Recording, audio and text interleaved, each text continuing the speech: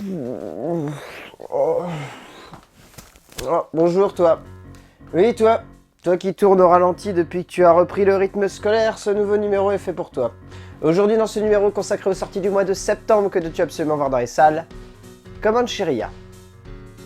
Il y a eu de sacrés films durant ce mois de septembre, des œuvres explorant des genres complexes et cherchant à nous confronter à la dureté de notre monde au travers de portraits humanistes et poignants, parfois un peu brutaux mais toujours criant d'une vérité évoquant la puissance de l'émotion cinématographique pure.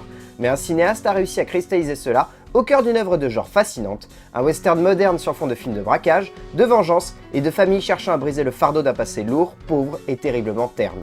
David Mackenzie, qui nous avait impressionné il y a 2 ans avec Les Poings contre les murs, offre ici un pur film de genre, aidé par l'écriture splendide de l'auteur de Sicario, Taylor Sheridan, qui trouve ici un terrain fort pour construire son univers.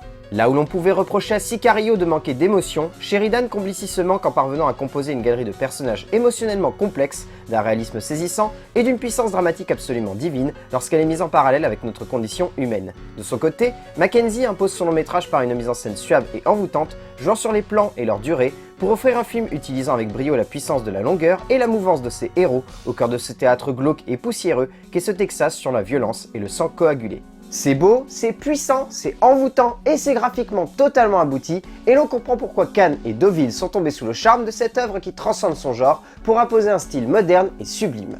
Là où certains y verront quelques longueurs, il faut plutôt y voir un auteur prenant son temps. Là où certains y verront un portrait sombre et beaucoup trop archaïque de l'Amérique moderne, il faudrait plutôt chercher à y voir une réflexion autour de la peur qui ronge une nation, perdue dans ses convictions et son avenir sombre.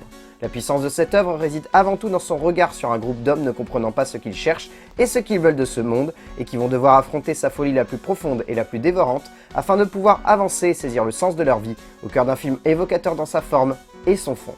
Vous l'aurez compris donc, foncez voir Comancheria. C'est un petit bout de western dans un long métrage grandiose qui marquera l'année 2016 par son modernisme puissant et sa forme symbolique pour un portrait de l'Amérique aussi sombre que l'époque qui lui fait face.